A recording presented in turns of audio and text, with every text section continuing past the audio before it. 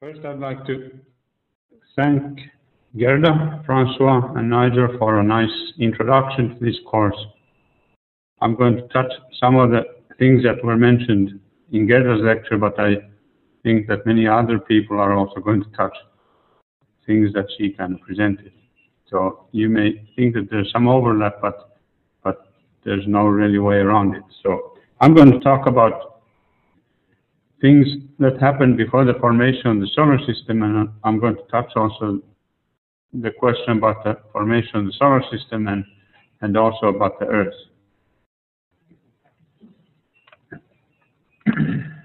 Okay, the contents of my talk are going to be elements and the molecules that are important for life, Big Bang, creation of hydrogen and helium. Then we'll discuss the very first stars and the first heavy elements, the first full generation of stars, and the formation of the CMOPS. Then we'll discuss interstellar clouds shortly, and their dust and grains, and then we're going to go through the topic that we are made of stars and stardust. And finally, I'll show you the biological HR diagram. Okay, elements of life. We know what life is when we see it, at least in most cases. It can be also really tiny. Most of life is small. This is from our living room, from a flower pot.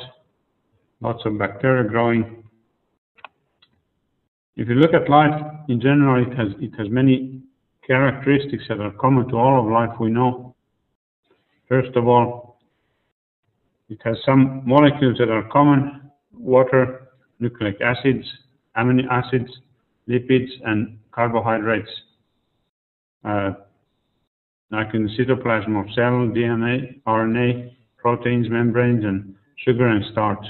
And you can look on the right, you can see the most common elements, and you can see some repetition there. You can see C in many places, and H, and N, and O, and P, and S. So only a handful of elements. The precursors to these molecules are believed to be water, formaldehyde, hydrogen cyanide, and various kind of sugars, and hydrocarbons. These are things that are going to be touched by the forthcoming lectures. I'm not going to go into detail about these precursors. These are just common things that are going to lead to life. Kirsi and others are going to tell how. If you look at the elements, 6 most important elements are CHNOPS. Nice acronym, SNOPS, easy to remember, makes up to 98% of living tissue. Then there's 2%, the rest of it is made from a number of trace elements, so sodium, chlorine, potassium, fluoride, calcium, magnesium, iron, and so on. A pretty long list. A total of about 25-30 elements are used by life, and about 30 are not. At least they're not common in any sense. So you can see that the number of elements needed by life is quite limited. It's about 1/3 or 1/4 of the available elements. Okay, let's go back in time about 13.7 billion years to the Big Bang. The universe has a microwave background which is uniform. The picture on the top right shows really how uniform it is. It has a temperature of about 2.7 kelvins. If you take out the average of this uniform background, you are left with a background which looks like a dipole. There's a hotter part and there's a cooler part. Note that this variation is very small. It's about 0.1% of the microwave background. So this is 3 millikelvins, whereas that was close to 3 kelvins. This is a dipole component, and it comes from the Earth and the Sun moving into a certain direction in the sky. If you take out this dipole component, then you're left with something that looks looks like a red band that goes across the sky, and then other patches that are slightly darker and slightly hotter. And the variation here is on the levels of millikelvin, microkelvin, so about 1/millionth of the microwave background. So very smooth microwave background with tiny variations in it. Most of this red stuff here is from our galaxy, our own home galaxy. And if you take out that home galaxy contribution, you are left out with this kind of a picture. This shows the whole sky. The plane of the galaxy is in the center. You don't see it anymore because it has been subtracted. And this is kind of the residual that is left at the level of microkelvins. It's really small variations. But what this tells about is what the universe was about 13.7 billion years ago, when the age of the universe was only 380,000 years old. So very young universe. And this tells about the temperature fluctuations in that universe. It can also be interpreted as the mass fluctuations in that universe. And from this data, which is from the Wilkinson microwave anisotropy map, we can get an age of the universe which is 13.73 billion years old, and a critical density, which means that the universe is flat, which is equal, the mean density is equal to a critical density. Okay, so the universe is quite a nice looking place to live in. The geometry is simple because it's a flat universe. Now, if you study these fluctuations, it turns out that the universe has an interesting property, and which is that there's lots of dark energy. We don't know what this dark energy is. The content of the universe is about 3/4 dark energy and 1/4 dark mass. We have some idea about the dark mass. We can see its influence in gravitation. The dark energy shows up as acceleration of the universe at the present time. All visible matter is in helium, hydrogen, and then heavier elements. The heavier elements are a really narrow strip here that we don't really see. And this makes up 4% of the universe. So most of the stuff when we talk about universe is only 4%, and life is here even a much more narrow strip, much less than 1 pixel wide. So all the elements forming life are in a narrow strip, and life itself is even narrower.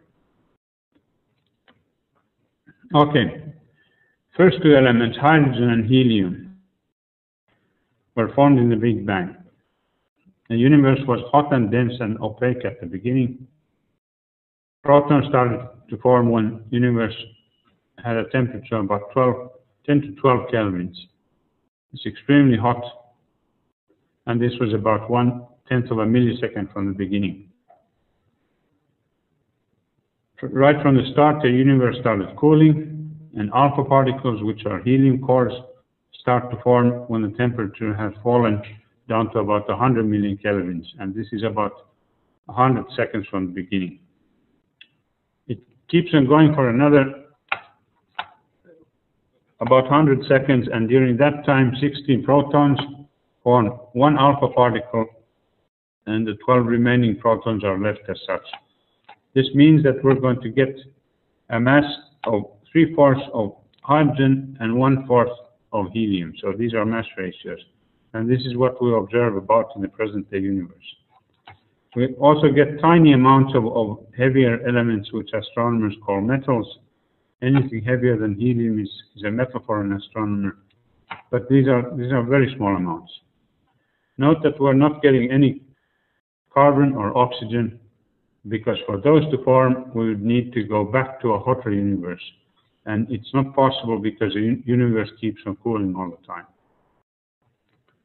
So they have to be formed at a later stage. Surface of the last scattering is the one we see in the microwave background. And we see this at the time when the universe becomes transparent. So the photons of the microwave background have traveled from that time to our telescopes. This is seen both in the Kobe and Wilkinson microwave anisotropy map, and also in the Planck satellite, which is right now measuring similar kind of data, and we should hear about it more in detail in about a year or two. There has been some data released already, but the full image is still from the Wilkinson microwave anisotropy map. It happened at the age of the universe of 380,000 years, and the redshift was about 1100, and the temperature of the universe at that time was about 3000 kelvins. So a little bit cooler than the sun's surface. Around the same time of the last scattering, the protons combine with electrons, and proper hydrogen is formed, and alpha particles combine with electrons also, and they make helium. At that time, there were no stars and no galaxies. So only helium and hydrogen clouds were around. Then the very first stars start to form. So clouds start kind of collapsing.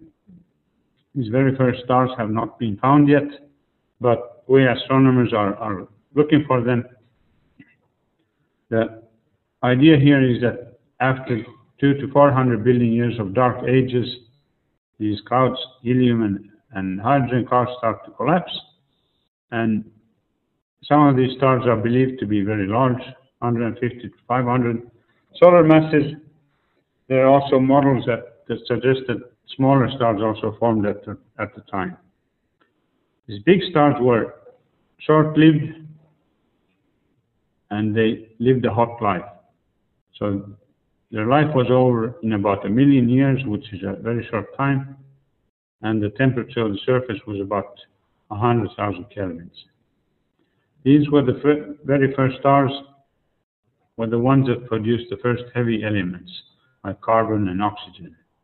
At this time, there were no galaxies yet around, so the universe was quite different from the present one. Here's a picture of the Andromeda galaxy and two dwarf galaxies that are orbiting the galaxy. Okay. The first generation of ordinary stars start to form, and these become the real factories of the metals, the CHNOPS, the elements that we need for life. Now, this first generation of ordinary stars are called population 2 stars. Stars come in different sizes. There are bigger stars and there are smaller stars. All of these stars are spheres, basically spheres of hot helium and hydrogen plasma. Population 2 stars have very small amounts of heavier elements, and these come from earlier stars in population 3 stars. If the star is a bigger star, more massive, then the center of the star has a higher pressure, which means that the temperature at the center is hotter. This in turn means that the nuclear reactions in the center are faster, and it means that the life is shortened. So big stars burn out quickly, and small stars can persist much longer. This is what is called the HR diagram. You can read this in many ways.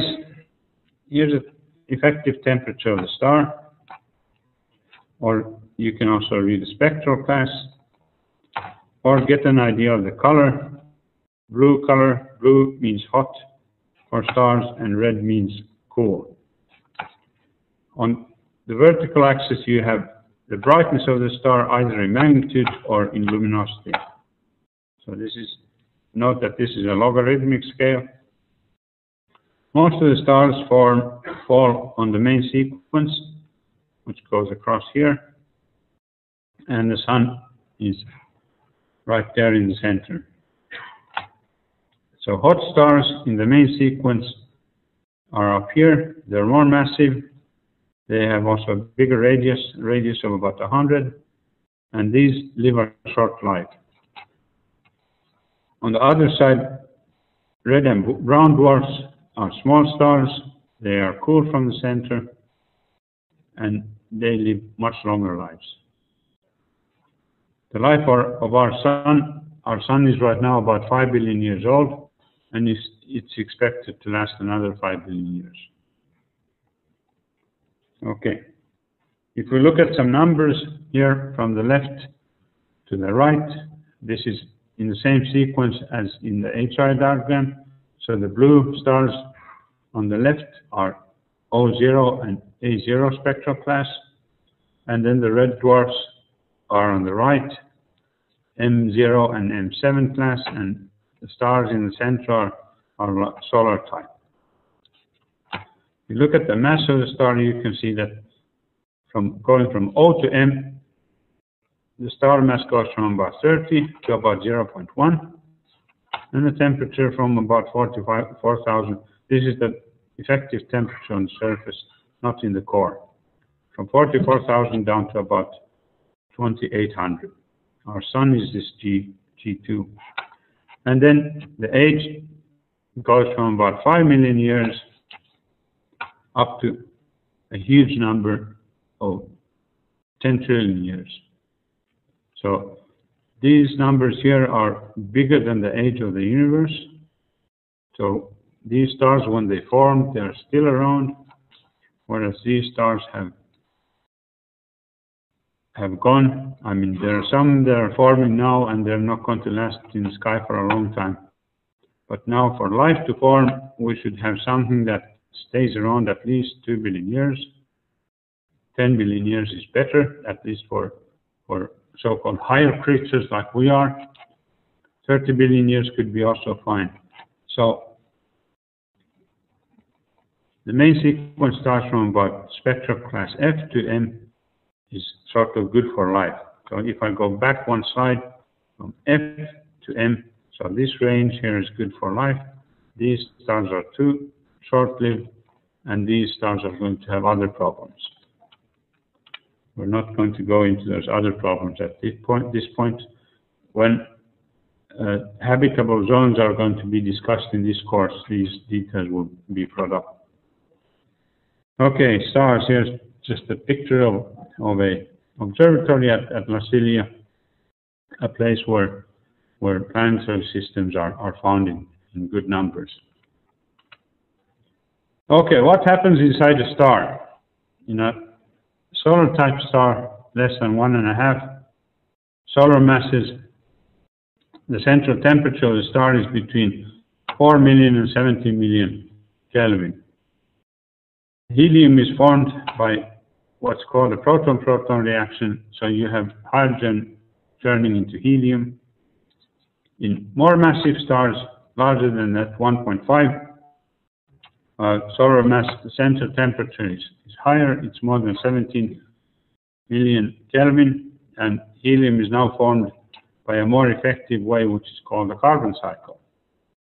One property of the carbon cycle is that carbon is a catalyst, but as a side product, some nitrogen and oxygen are formed. This is kind of important for us that these two elements are also formed in these stars. In most stars that are larger than 0.26 solar mass, after the hydrogen in the core is fused into helium, the core collapses. So the core kind of falls on itself, becomes denser, and the temperature of the core rises. When the temperature hits 100 million Kelvin, a reaction which is called the triple alpha reaction begins, and in this reaction, 3 helium nuclei become a carbon nucleus. So note that here we're forming carbon, and here we're forming nitrogen and oxygen. Later on, when the helium is consumed, core collapses again and becomes even denser. And if the temperature is over 500 million kelvins, then we start forming new reactions with carbon plus carbon, forming oxygen and helium, and then we get side products of other metals, magnesium, sodium, and neon. And then heavier elements form in the large stars. For example, oxygen plus oxygen gives sulfur, phosphorus, silicon, magnesium, and then silicon plus silicon. Let's see. Silicon plus silicon gives nickel and iron. So in ordinary stars, you can get up to about iron. Elements even heavier than iron can form in small amounts by what's called a slow neutron capture. And in supernovae, heavier elements are formed by a rapid neutron capture. So these are two different kind of processes. Note that in elements heavier than helium, the atom masses divisible by 4 are in general the more common ones. We're going to see a table of these atom masses, and we can see the cycle of 4.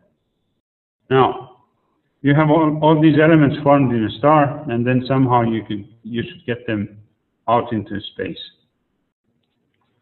None of the tiniest stars have evolved yet from the main sequence, so their elements are still inside the star.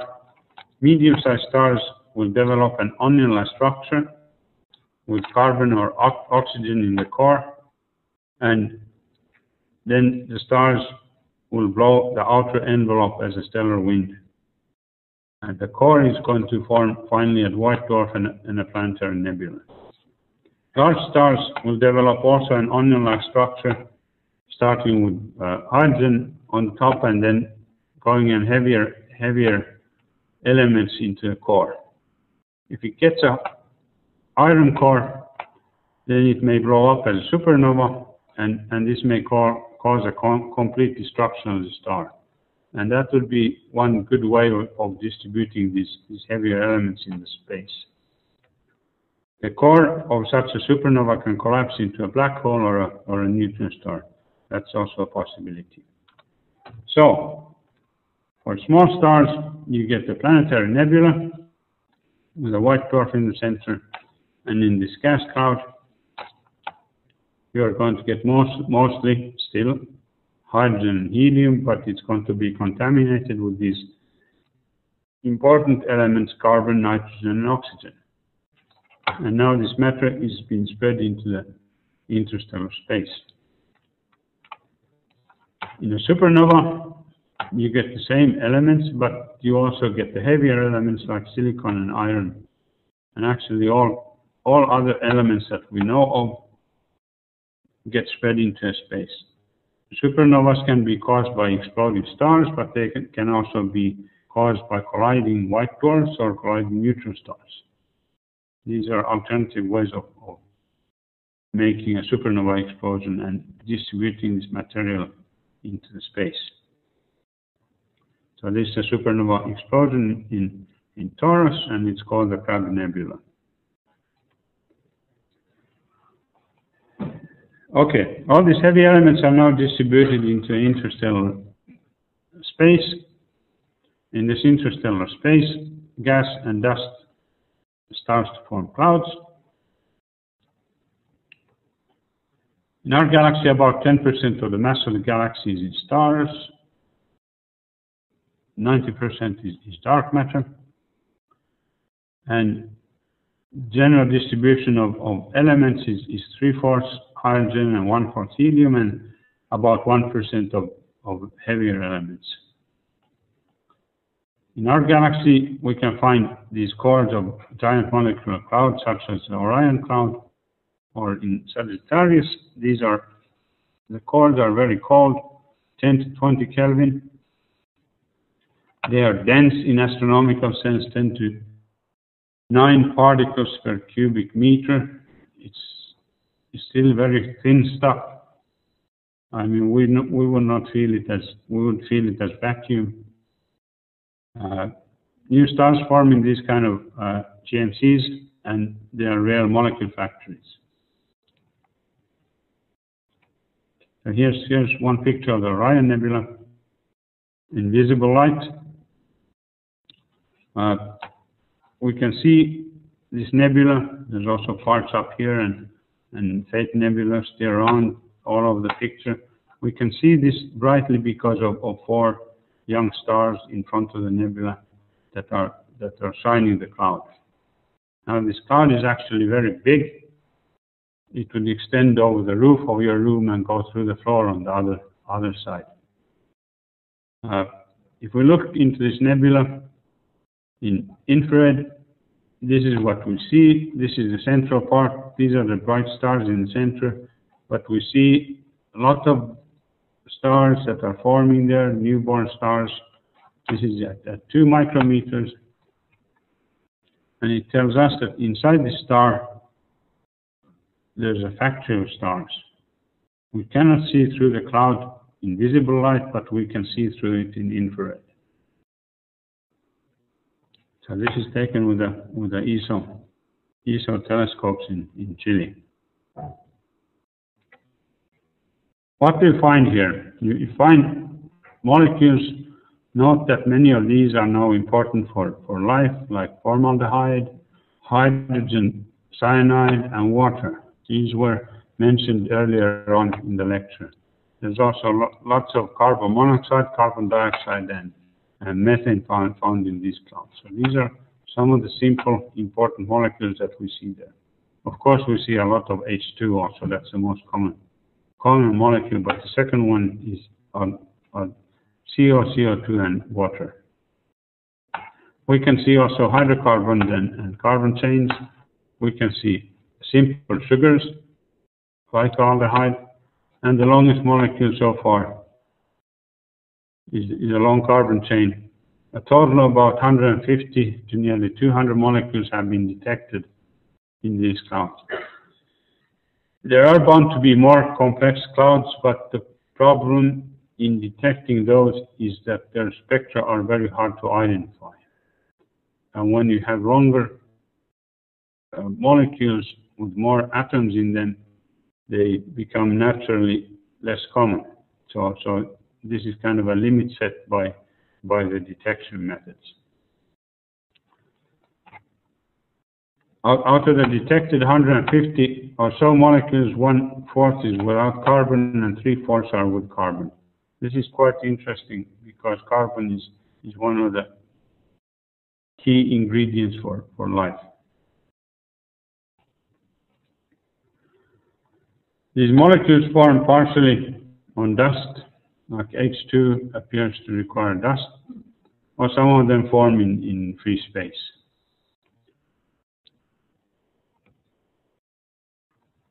% of the mass in a giant molecular cloud is dust. It's not quite the same as room dust, but it's more like finely ground sand that you see in the springtime on Finnish roads that just stays in the sky when cars drive by. These particles are elongated. They're small in size, from about 0.1 micrometers to 1 micrometer. And the density of this dust is about 1 particle per million cubic meters. So it's not very dense, but it's still kind of important. These dust particles are partially water ice, silicates, and possibly graphite. These are detected by spectroscopy in infrared. Temperature of the dust is cold, 10 to 20 Kelvin, so it doesn't move much and it doesn't move rapidly. And in general, dust is observed by scattering of light, optical light.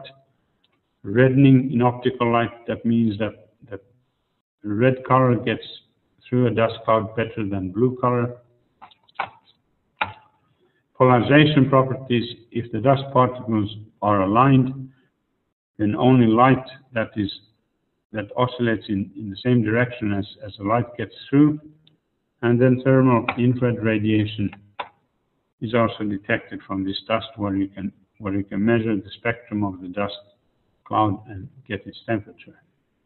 So in many ways we can see the presence of dust and ice in these giant molecular clouds.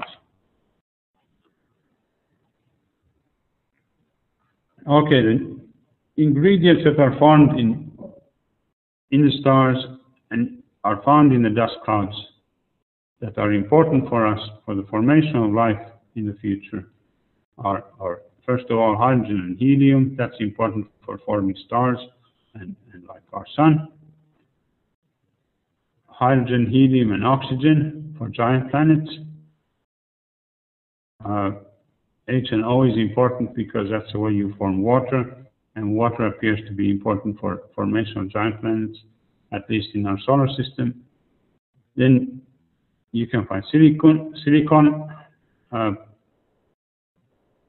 aluminium, magnesium, iron, and nickel, and these are important for rocky planets. The Schnapps elements are important for life. And then you find different molecules which are important for the formation of life on planets. And you can find dust, which is important for planets and life. So you can see that all the necessary things, we're slowly kind of pooling them together. Now, slowly going into a formation of the sun and the earth. What does a forming star look like? It looks like this. These are from the Orion Nebula, 2 protoplanetary disks. You have the star in the center. Here it glows slightly as red. So the star is inside this disk. This is the disk which is viewed from the side. It's black because it's optically thick. It has dust and it has gas in it. Here's another one where the star has brightened up a little bit, but it still shows the disk around the star. These are newborn stars that are in the process of birth, and the planetary system around these stars is also being born at this time. More disks in the same cloud, Orion cloud, but now viewed from the top. You can see the shape of the disk and the newly born star in the center. So they look like circular, or if viewed from the side, slightly from the side, they are elliptical, and the star in the center here. So, I guess Eva is going to talk more in detail about the formation of the protoplanetary disks and the planetary systems. So I'm not going to go in great detail into these. Properties of the solar accretion disk. We get the age from meteorites by studying the radioactive elements in meteorites, and the age of the present of our solar system is 4.567 or 4.568 billion years before present. This is nice to have a 7 here because it's easy to remember. Matter forming the sun and the planets form a thin disk around what's going to be the star, and it settles into a central plane. This is what we saw in the previous images. Temperature is greater towards the center of the accretion disk. That's where the star will form, and also towards the plane. Planetesimals, these are the progenitors of planets, start to grow first by sticking to each other when they are smaller than a few meters, first starting from the dust particles and then growing bigger to meters. And then once they reach a size of a few hundred kilometers, then gravitation starts to play a role. The largest of the planets go into a runaway growth, like Jupiter and Saturn. When they reach a size, when their core reaches a size of about 10 Earth masses, they just start to eat anything they find around. So they collect all the comets and asteroids that come too close to them. Of course, this happens by gravitation, but you can kind of say that they eat everything around them. Okay, at a distance of about 4 to 5 AU from the Sun, astronomical units, this 4 to 5 is about at the distance where Jupiter is formed. There's an area which is called the snow line. Inside this snow line, there's no liquid water or icy water, so all water kind of gets evaporated. Beyond the snow line, comets survive. The water in the comet survives. So you have difference here. Inside this, you get asteroids, and beyond this, you get comets. Now, the formation of the Earth and the rocky planets of the inner solar system was possible because of the heavy elements formed in previous stars. And the timing of this whole process of the formation of the solar system is very quick. So Earth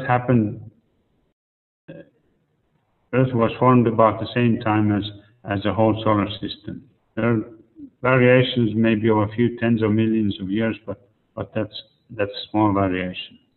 Earth was accreted from matter, which was about 700 to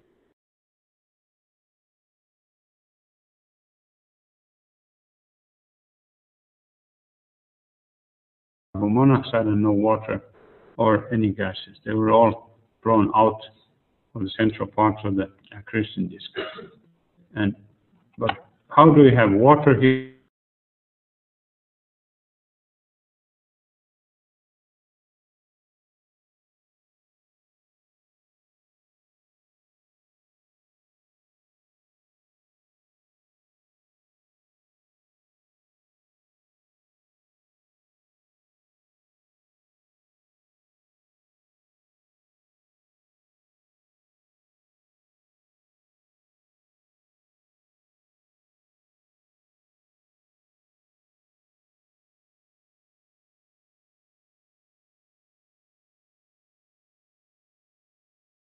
Big that it was maybe 10 times larger than the Earth. And that was mostly composed of hydrogen. When the temperature fell enough, down to about 200 degrees Celsius, a rain began, and all the water in the atmosphere rained down, and oceans formed. So oceans formed quite early on when the temperature fell enough. So at that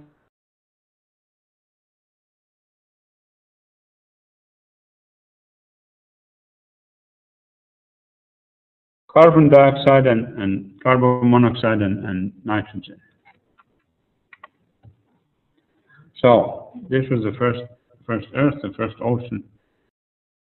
Slowly, land started forming in the form of volcanoes, and at that time the atmosphere was something different. Past asteroids, and this is a picture of the asteroid Ida and its moon Dactyl. Small moon here in Ida. We can look at the moon. Nice romantic moon, full moon. You can, different nations see different things. Maidens or bad faces in the moon, or usually nice faces. They have no water in them, and they're all impact craters that were filled by lava. The formation of this kind of crater, if it had happened on Earth, we can calculate from the number we see in the moon, from the number of these big craters, we can calculate that some of the big ones have definitely happened on the Earth, and some of these could have evaporated all the oceans. They had so much energy. So the early times on Earth were very violent. But during these times, when asteroids and comets hit the Earth, although they had this destructive power in them, they were also important in bringing down the necessary ingredients for ice to form. Asteroids formed inside the snow line. They brought us silicates, iron, and nickel. So kind of rock-like ingredients. Also carbon and water came with asteroids. So some asteroids have up to, or meteorites have up to 4% of carbon and water up to 20%. Amino acids and complex molecules have been found, for example, on the Murchison meteorite, so these are also found in space. And the largest asteroid, Ceres, which is also classified as a minor, as a dwarf planet, appears to be differentiated, so it has a heavier core in the center, and it seems to have a very large amount of water in it, maybe up to 25%. Ceres, Vesta, and Pallas, the largest of the asteroids, are thought to be remnants of planetesimals. So this kind of shows that the planetesimals, the asteroids, brought us water, amino acids, complex molecules, iron and nickel, and carbon and water. So you can see you're starting to get all the important ingredients that you need for life. You can also look at the comets. One of the interesting things about comets is that we have the European Space Agency has this Rosetta mission, which is going to visit a comet starting in 2014, and it's going to almost literally park around the comet and follow it for a year and a half. And after that, we're going to know much more about comets. It's really going to be a very interesting mission.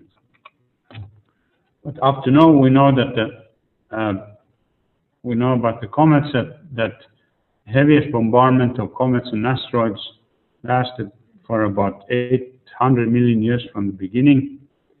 And these comets to asteroids were dealt in the previous slide, and comets are dealt here. So comets formed behind the snow line. The water was not evaporated from them, and the comets contain significant amounts of water, carbon dioxide, and other ices. We know this from earthbound spectroscopy and also from about 30 missions that have passed comets, albeit at quite high velocities.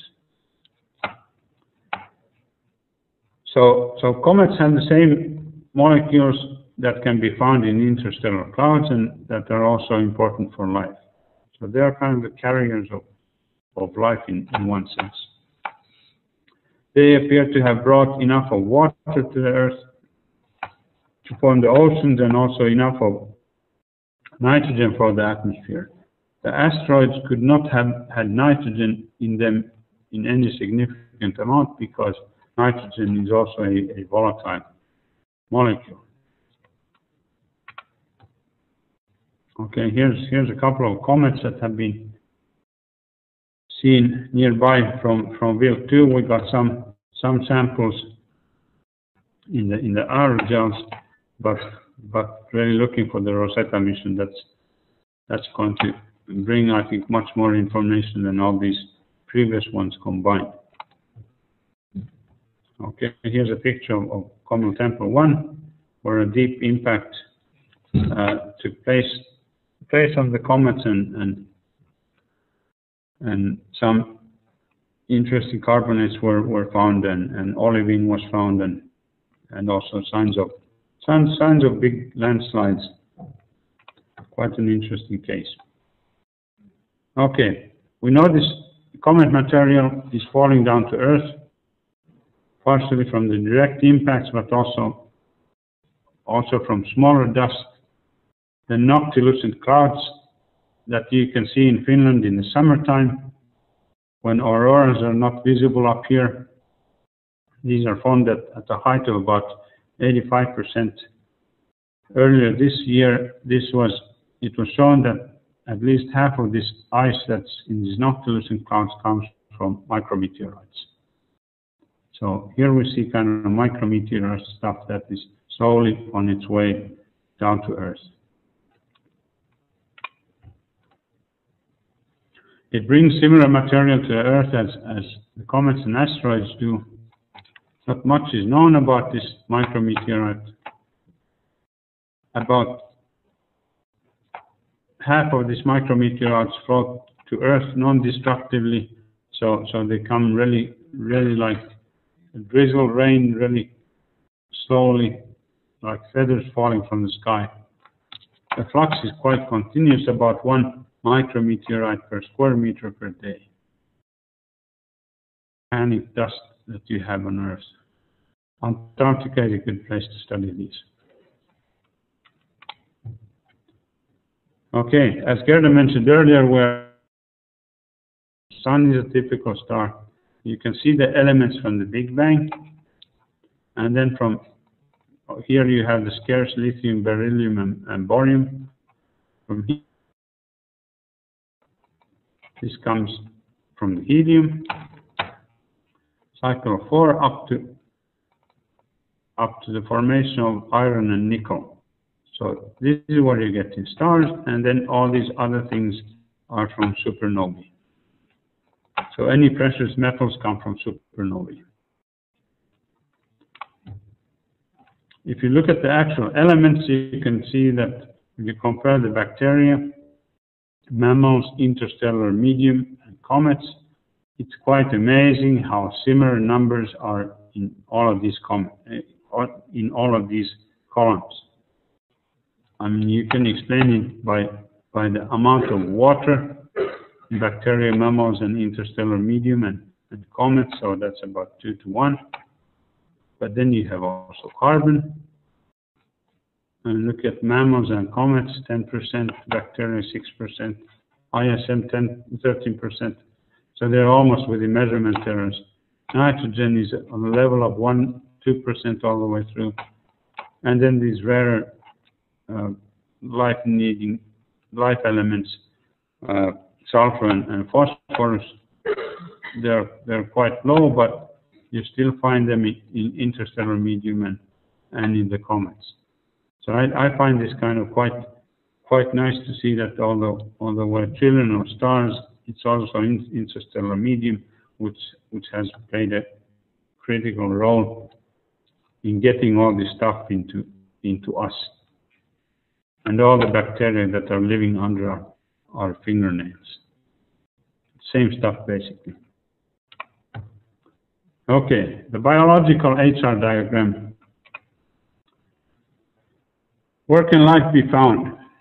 On Earth, we have life.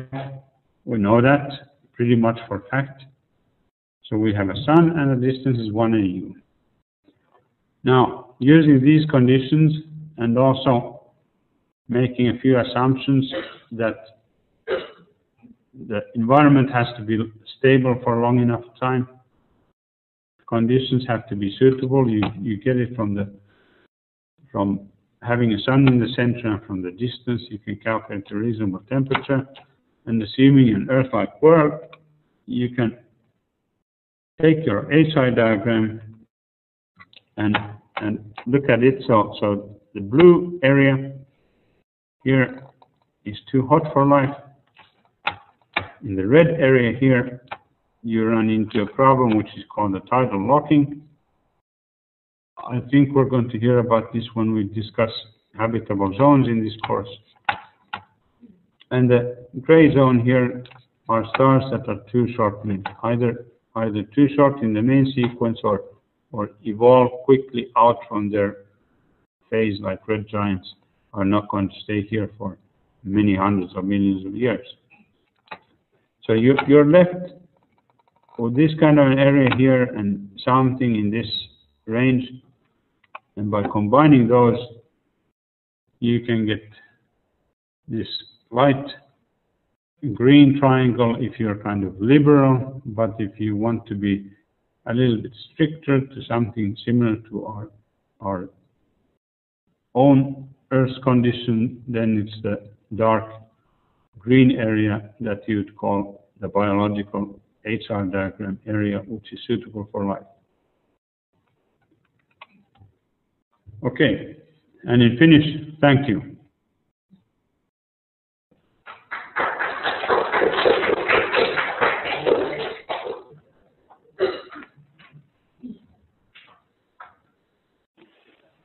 Perfect. Thank you very much, Harry. That was very nice. We're going to take any questions. First of all, are there any questions within your own audience, Harry? Yes. Yes. With the perspective of the possibility for developing life, does the situation change as the universe gets older? So is there more and more carbon being produced, and is it kind of accumulating, and is it going to be eventually a carbon-dominated universe? The process of forming these heavier elements is so slow. I mean, up to now we have about 1% of heavier elements heavier than helium or hydrogen.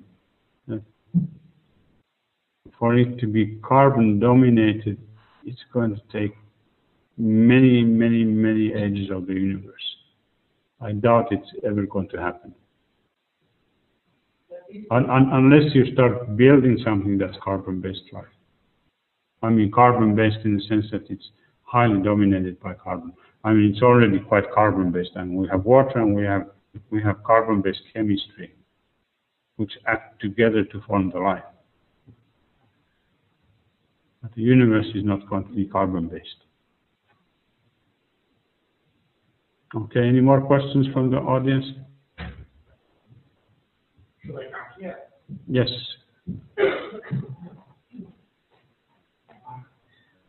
You told that earlier Earth was covered with melted rocks. What about smaller planets, like comets and meteorites and asteroids? Geologists found in many of meteorites chondritic texture that was interpreted as melted stage. Was, in your opinion, smaller bodies of solar system were melted in past or not? Yes, this is a very interesting and important question, and it can be answered from observations done in the infrared by studying accretion disks around other stars, or around young stars, and we can get a spectrum of the accretion disk by making interferometric observations using the 8-meter telescopes in ESO. And what they show is that the central parts of the accretion disks are about 1500 to 2000 kelvins. And the maximum temperature they reach is the melting point of the silicates. So yes, there were molten rocks in the accretion disk. So it sounds something like maybe asteroids even that were molten on the inner edge of the accretion disk. Thanks.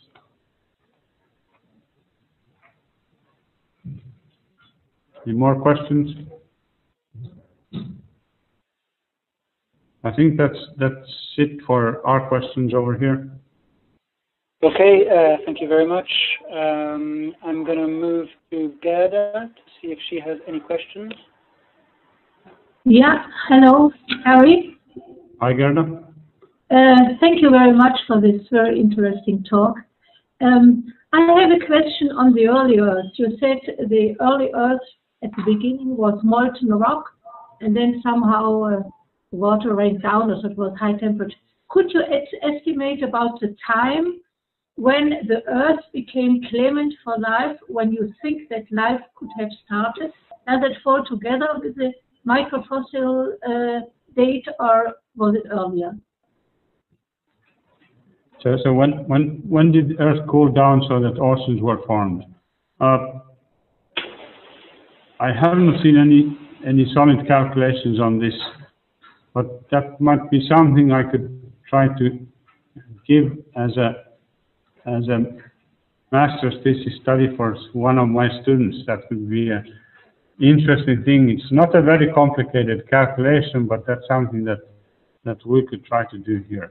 I think we're not talking about 100 millions of years, but we're talking more about maybe 100,000 years. And the reason for that is that the Earth cools down by infrared radiation. You have a thick atmosphere, that's the most effective way of cooling down. And once the temperature falls down to 200 degrees, that's when At a high air pressure, that's when you get the saturation pressure of water, and it starts raining. And when then continents start to form or volcanoes start to form, that's going to be a different issue, because you're going to need that maybe for the formation of life. You may need some solid ground. Mm-hmm. Thank you very much. I look forward to the master thesis. Yeah. That's it. Wonderful. Thank you very much, Gerda. We're going to move now to University of Naples. You're now live. Do you have any questions for Harry?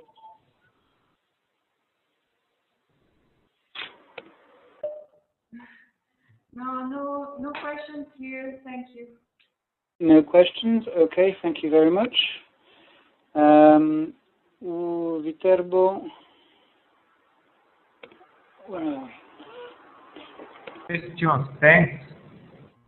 Raffaele? Raffaele? Can you hear? Raffaele, can you hear me? Maybe I have some problems with the phone. No, but we can hear you now. Do you have any questions? No, no questions. Thank you very much.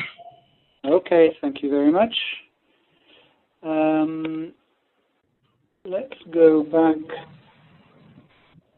to St. Petersburg. Do you have any questions from St. Petersburg? No, not right now. Thank you very much, Harry and Gerda. No, we don't have questions. Thank you very much, Natalia. We switch to University of Szczecin in Poland. Do you have any questions for Harry? Yes, we have at least one question. Now, this is Adam Watzner from the University of Szczecin. Let me pass. Hello, thank you for a very nice lecture. I have actually 3 questions. First one, how was the evolution of these prime first generation stars? First generation stars, we have not observed any first generation stars, so the evolution is sort of speculatory at this point. At that time, we don't have any metals, so we have hydrogen and helium, which means that we can form very large stars. And at present, the size of the stars is mainly limited by the cooling of the metals. At that time there were no metals, so we can form big stars, and that's one way of explaining the carbon monoxide we see in the early universe. And there's also a suggestion that some small stars were formed at that time, and they may be still floating around here. So people are looking for these extremely low metal stars, which may be red dwarfs from population 3. But this study is quite young at this phase. And the second is why the greenhouse effect didn't cause that Earth followed the evolution of Venus. Why Earth didn't become the second Venus? Right. Yes, that's a very important question for the formation of life. Why didn't Earth follow Venus and get this runaway greenhouse effect? Because we also had high carbon dioxide, and that's possible because we had oceans here.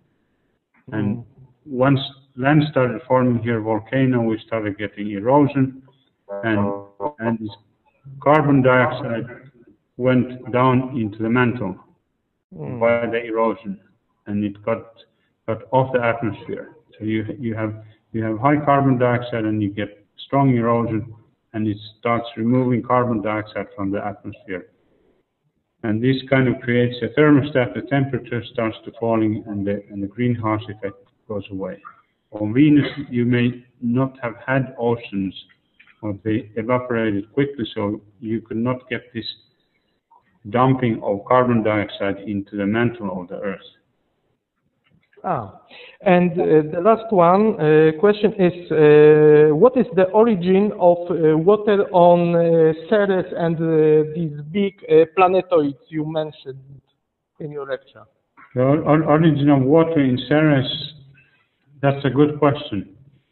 It may be partially, it's possible that Ceres orbited on an orbit which was beyond Jupiter, kind of right on the snow line. I don't know if it has been really well studied why Ceres has so much water in it. Thank you. Okay, thank you very much. I think there are no more questions here at the University of Szczecin. So thanks all to speaker. Thank you. Okay, thank you very much, Harry. I will, unless there's anything else you need to add. No, I don't think I need to add anything else except that thank you for everybody who came up with questions. Thank you indeed. Yes, very nice questions. I will pass them back to myself. Thanks very much to Gerda, to Francois, and for Harry for their presentations today. I will quickly ask Gerda if there's any more comments that she wants to add before we sign off and close the first session of this academic year 2012-2013. Gerda, do you have anything to add? It's a wonderful start again, and I look forward to listen to all the other lectures. I would like to thank Francois and Nigel especially for taking the initiative to do it again, and I wish you all a lot of success, and I hope the students will enjoy it very much.